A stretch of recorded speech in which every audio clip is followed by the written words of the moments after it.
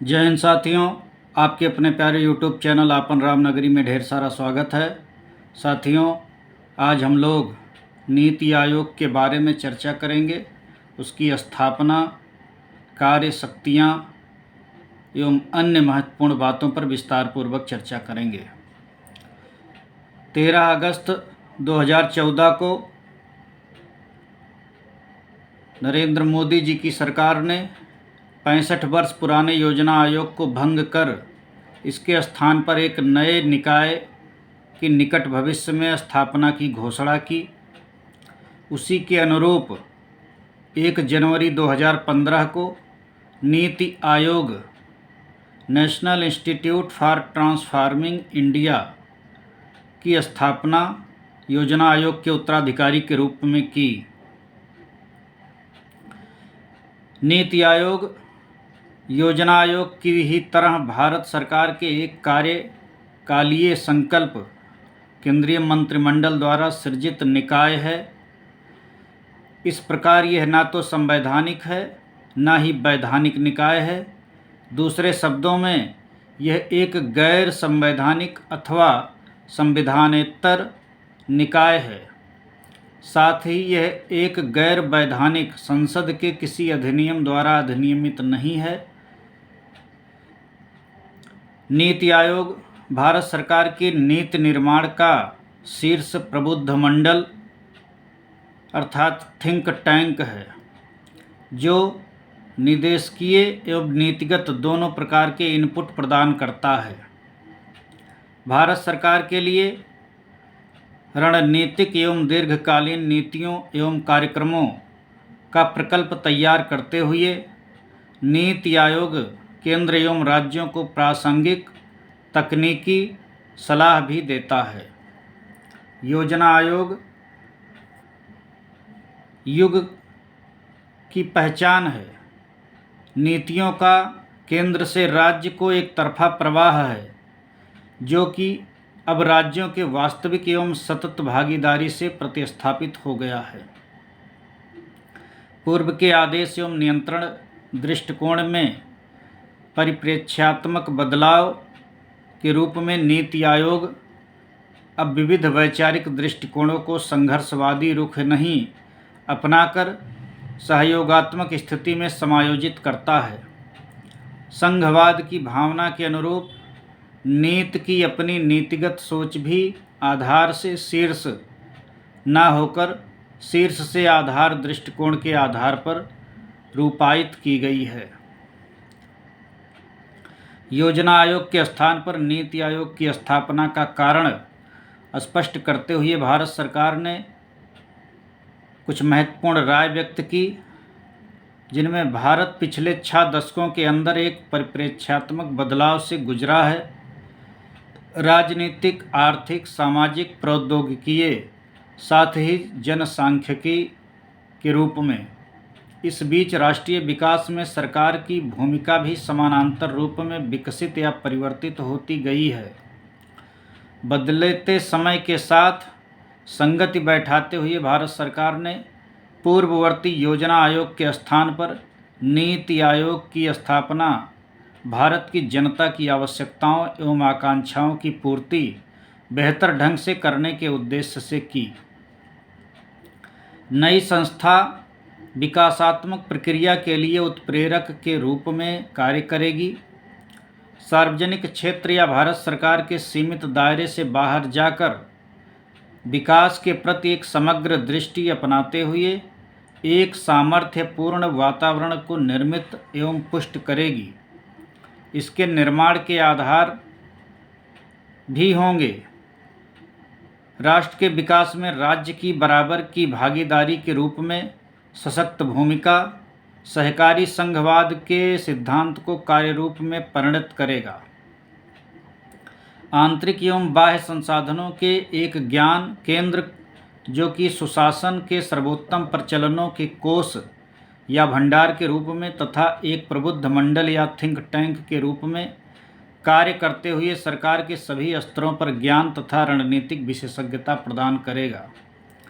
कार्यान्वयन संभव बनाने वाला एक सहयोगी मंच, जो कि प्रगति का अनुश्रवण करके अंतरों को पाटते हुए केंद्र एवं राज्यों के विभिन्न मंत्रालयों को एक साथ लाकर विकासात्मक लक्ष्यों को साझे प्रयत्नों से पूर्ति करेगा। इसी संदर्भ में तत्कालीन वित्त मंत्री अरुण जेटली ने कहा था कि 65 वर्ष पुराना योजना आयोग एक निरर्थक संगठन बनकर रह गया था।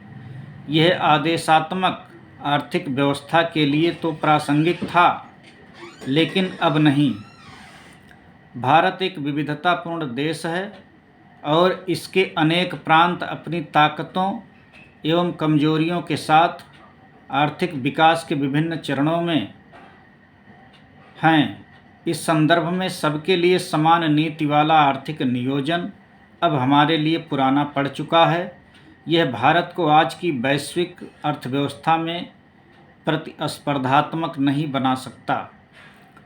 संकल्प में कहा गया कि सबसे महत्वपूर्ण बात शायद यह है कि संस्था को इस सिद्धांत का ध्यान रखना चाहिए कि बाहर से सकारात्मक प्रभावों को अपनाते हुए भी कोई एक बाहरी मॉडल भारतीय परिदृश्य में प्रत्यारोपित नहीं किया जा सकता। हमें वृद्धि की अपनी रणनीति की खोज करनी है। नई संस्था को शून्य से शुरुआत कर यह तय करना है कि भारत में और भारत के लिए क्या उपयोगी होने वाला है। यही विकास के प्रति भारतीय दृष्टिकोण होगा। नीति आयोग की संरचना। नीति आयोग के अध्यक्ष भारत के प्रधानमंत्री होते हैं। शासकीय परिषद सभी राज्यों के मुख्यमंत्री, केंद्र शासित राज्यों के मुख्यमंत्री एवं विधायिकाएं जैसे दिल्ली, पुडुचेरी और जम्मू एवं कश्मीर तथा अन्य केंद्र शासित क्षेत्रों के उपराज्यपाल। क्षेत्रीय परिषदें। इन परिषदों का गठन एक से अधिक राज्यों या क्षेत्रों से संबंधित विशिष्ट मुद्दों के समाधान के लिए किया जाता है। इनका एक निश्चित कार्यकाल होता है। इसका संयोजन प्रधानमंत्री करते हैं और राज्यों के मुख्यमंत्री एवं केंद्र शासित क्षेत्रों के उपराज्यपाल इसमें शामिल रहते हैं। इन परिषदों का सभापतित्व नीति आयोग के अध्यक्ष अथवा उनके द्वारा नामित व्यक्ति करते हैं। विशिष्ट आमंत्रित सदस्य विशेषज्ञ व विषयों के जानकार एवं अभ्यासी, अनुभवी, जिनके पास संबंधित क्षेत्र में विशेष ज्ञान एवं योग्यता हो, प्रधानमंत्री द्वारा नामित किए जाते हैं। पूर्णकालिक सांगठनिक ढांचा। प्रधानमंत्री के अध्यक्ष होने के अलावा एक उपाध्यक्ष ये प्रधानमंत्री द्वारा नियुक्त किए जाते हैं। इनका पद कैबिनेट मंत्री के समकक्ष होता है। सदस्य पूर्णकालिक ये राज्य मंत्री के पद के समकक्ष होते हैं। जो नीति आयोग के सदस्य होते हैं यह पूर्णकालिक राज्य मंत्री के पद के समकक्ष होते हैं। अंशकालिक सदस्य अधिकतम 2 जो कि प्रमुख विश्वविद्यालयों, शोध संगठनों तथा अन्य प्रासंगिक संस्थाओं से आते हैं और पदेन सदस्य के रूप में कार्य करते हैं। अंशकालिक सदस्यता चक्रानुक्रम पर आधारित होगी। पदेन सदस्य प्रधानमंत्री द्वारा नामित केंद्रीय मंत्रिपरिषद के अधिकतम 4 सदस्य। मुख्य कार्यपालक पदाधिकारी एक निश्चित कार्यकाल के लिए प्रधानमंत्री द्वारा नियुक्त भारत सरकार के सचिव पद के समकक्ष। सचिवालय जैसा आवश्यक समझा जाए। विशेषज्ञता प्राप्त शाखाएं। नीति आयोग के अंतर्गत अनेक विशेषज्ञता प्राप्त शाखाएं होती हैं, जिनमें नंबर 1 शोध शाखा। यह अपने क्षेत्र के विषय विशेषज्ञों एवं विद्वानों के समर्पित थिंक टैंक के रूप में आंतरिक प्रक्षेत्रीय विद्वता का विकास करती है। परामर्शदात्री शाखा नंबर 2 यह सुविज्ञता एवं निधियन के विशेषज्ञ पैनल की एक मंडी उपलब्ध कराता है, जिसका उपयोग केंद्र एवं राज्य सरकारें अपनी ज़रूरतों के अनुसार कर सकती हैं। यहाँ समस्या समाधानकर्ता उपलब्ध हैं। सार्वजनिक एवं निजी, देशी एवं विदेशी नीति आयोग कुल सेवाएं प्रदान करने के स्थान पर मैच मेकर के रूप में कार्य करता है, जो प्राथमिकता वाले मामलों में अपने संसाधनों को एकाग्र करता है, शोध मामलों में मार्गदर्शन तथा एक समग्र गुणवत्ता जांचकर्ता का कार्य करता है। नंबर 3, टीम इंडिया शाखा। इसमें प्रत्येक राज्य एवं मंत्रालय के प्रतिनिधि होते हैं और यह राष्ट्रीय सहयोग एवं सहकार के एक अस्थायी मंच के रूप में कार्य करता है। प्रत्येक प्रतिनिधि सुनिश्चित करता है कि प्रत्येक राज्य मंत्रालय का मत नीति आयोग में सतत रूप से सुना जाए। राज्य मंत्रालय तथा नीति आयोग के बीच विकास संबंधी सभी मामलों पर समर्पित संपर्क अंतरापृष्ठ के रूप में प्रत्यक्ष संचार चैनल स्थापित करता है। नीति आयोग केंद्र सरकार के मंत्रालयों एवं राज्य सरकारों के नज़दीकी सहयोग, परामर्श एवं समन्वय में कार्य करता है।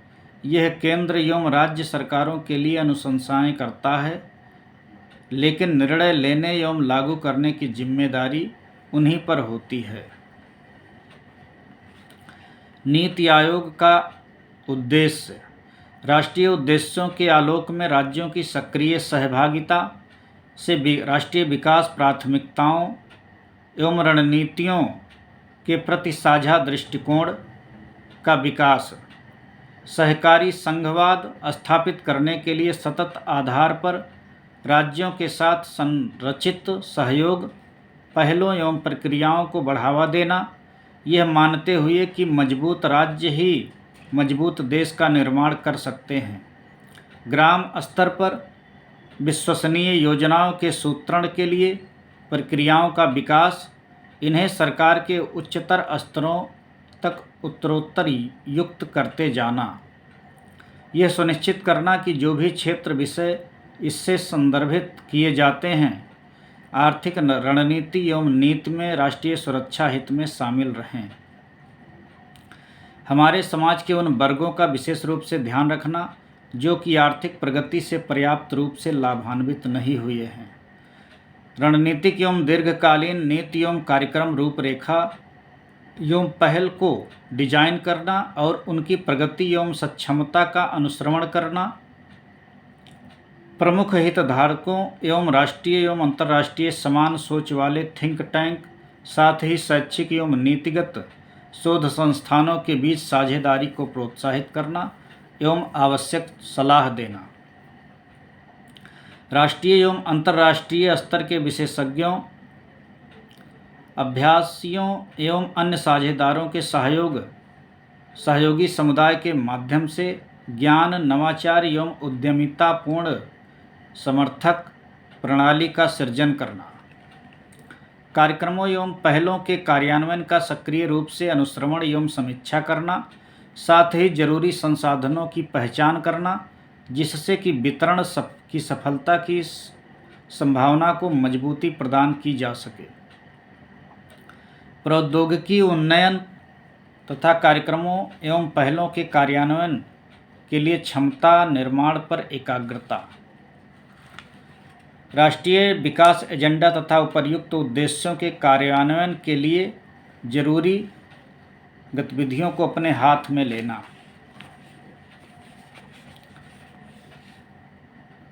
मार्गदर्शन एवं सिद्धांत। मार्गदर्शन एवं सिद्धांत में सबसे नंबर 1 पर है अंत्योदय। गरीब लोगों तथा अभिवंचितों की सेवा एवं उत्थान, पंडित दीनदयाल उपाध्याय के अंत्योदय विचार के अनुसार। नंबर 2 समावेशिता। असुरक्षित एवं हशियाकृत वर्गों को सशक्त बनाना, पहचान आधारित हर प्रकार के भेदभाव, लिंग, क्षेत्र, धर्म, जाति अथवा वर्ग को समाप्त करना। नंबर 3 ग्राम। विकास प्रक्रिया से गांव को जोड़ना, हमारे नैतिक बोध, संस्कृति की ताकत और ऊर्जा अर्जित करना। जनसंख्यात्मक लाभांश। हमारी सबसे बड़ी परिसंपत्ति भारतीय जन का उपयोग करना, शिक्षा, कौशल विकास तथा उत्पादक आजीविका अवसरों के माध्यम से उनके सशक्तिकरण पर ध्यान देना। जन सहभागिता, विकास प्रक्रिया को जन चालित बनाकर जागृत एवं सहभागी नागरिकों को सुशासन का चालक बनाना। खुले, पारदर्शी, उत्तरदायी, सक्रिय एवं उद्देश्यपूर्ण शैली को परिश्रय देते हुए लागत से उत्पाद से परिणाम की ओर प्रयासों का अंतरण। पर्यावरण के प्रति सम्मान की प्राचीन परंपरा के अनुरूप अपने नियोजन एवं विकास प्रक्रिया में धारणीयता को केंद्र में रखना।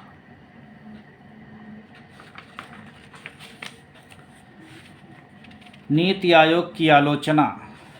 योजना आयोग को भंग कर इसके स्थान पर नीति आयोग के गठन के केंद्र सरकार के निर्णय की आलोचना करते हुए विपक्ष ने कहा कि यह कदम मात्र एक शगुफा है।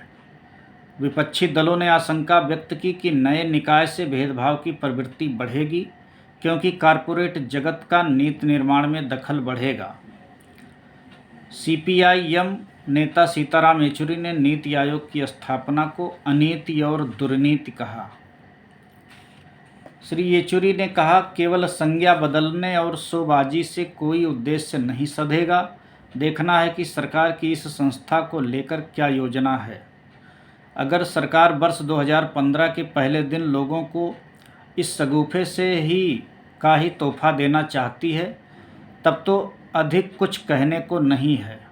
यदि नॉर्थ ब्लॉक या वित्त मंत्रालय का राजकोषीय तथा मौद्रिक उद्देश्यों को लेकर के सीमित दृष्टिकोण है और यह केंद्र और राज्यों के बीच अंतिम मध्यस्थ रहने वाला है, तब मुझे डर है कि इस प्रक्रिया का एक हितधारक होने के नाते राज्यों के साथ भेदभाव जरूर होगा।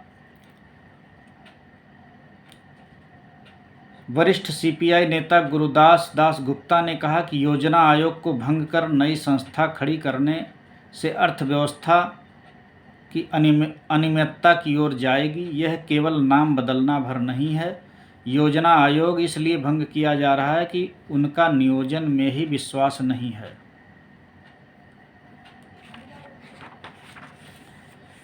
पूर्ववर्ती योजना आयोग।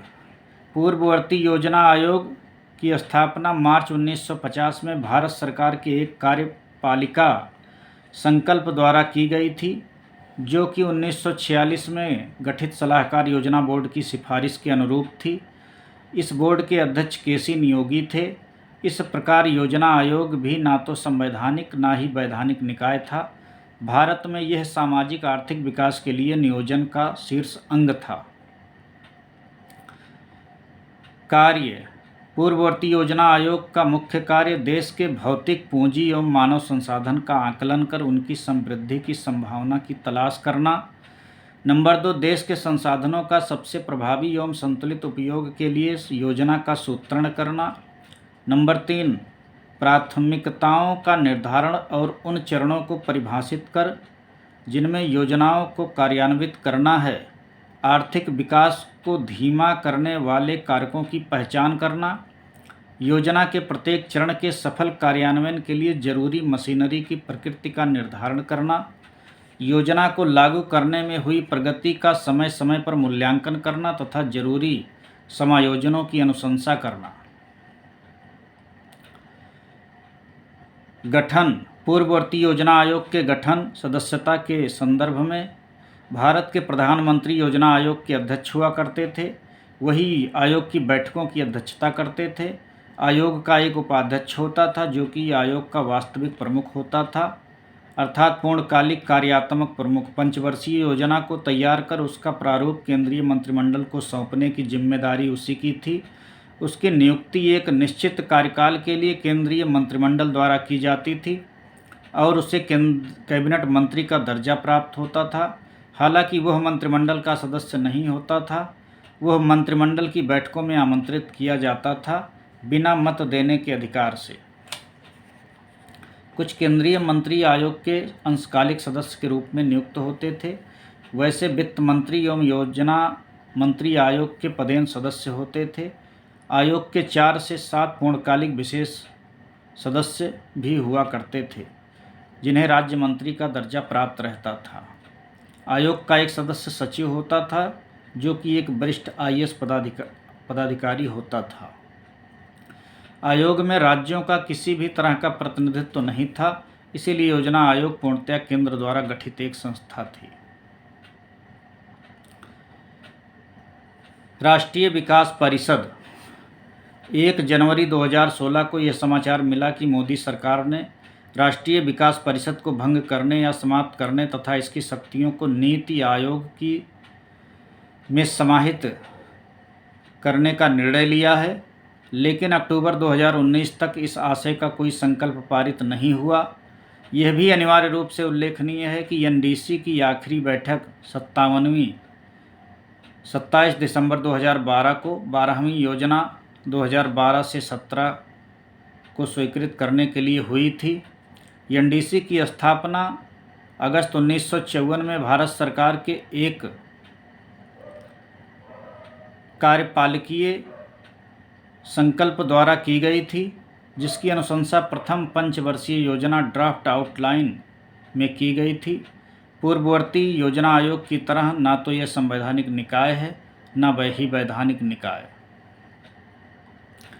राष्ट्रीय विकास परिषद के गठन में भारत के प्रधानमंत्री इसके अध्यक्ष होते हैं। समस्त संघीय कैबिनेट मंत्री,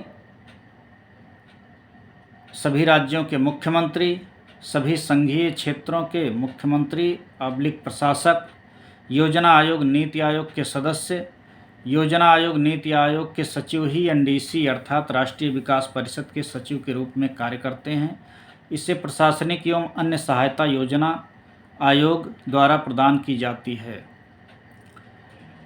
उद्देश्य: राष्ट्रीय विकास परिषद की स्थापना करने का जो मुख्य उद्देश्य रहा है वो नंबर 1, योजना के कार्यान्वयन में राज्यों का सहयोग प्राप्त करने के लिए, योजना को सहायता देने के लिए, राष्ट्र के प्रयासों एवं संसाधनों को मजबूती प्रदान करने के लिए, महत्वपूर्ण क्षेत्रों में समान आर्थिक नीतियों को बढ़ावा देने के लिए, देश के सभी भागों का संतुलित एवं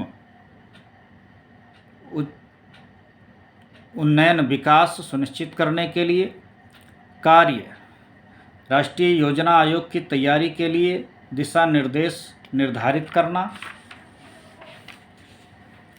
योजना आयोग द्वारा तैयार राष्ट्रीय योजना पर विचार करना, योजना आयोग को कार्यान्वित करने के लिए जरूरी संसाधनों का आकलन करना तथा इनकी समृद्धि के लिए उपाय करना, राष्ट्रीय विकास को प्रभावित करने वाले सामाजिक एवं आर्थिक नीतियों से संबंधित महत्वपूर्ण प्रश्नों पर विचार करना, राष्ट्रीय योजना आयोग के कामकाज की समय समय पर समीक्षा करना, राष्ट्रीय योजना में निश्चित किए लक्ष्यों की प्राप्ति के लिए उपायों की अनुशंसा करना। प्रारूप पंचवर्षीय योजना आयोग अब नीति आयोग है द्वारा सर्वप्रथम केंद्रीय मंत्रिमंडल को भेजा जाता है। इसकी स्वीकृति के पश्चात इसे राष्ट्रीय विकास परिषद के समक्ष प्रस्तुत किया जाता है।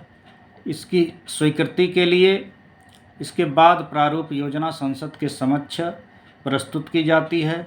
संसद की स्वीकृति के बाद इसे आधिकारिक योजना मान लिया जाता है और सरकारी गजट में इसे प्रकाशित कर दिया जाता है।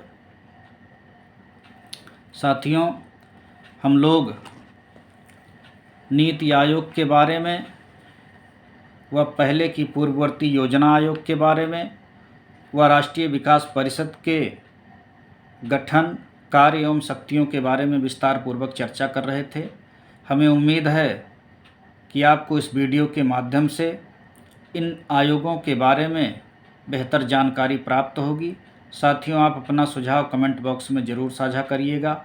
यदि आप चैनल पर नए हैं तो कृपया करके सब्सक्राइब कर लीजिएगा। यदि वीडियो आपको अच्छी लगती है तो लाइक करिएगा, कमेंट करिएगा, शेयर करिएगा। बहुत बहुत धन्यवाद।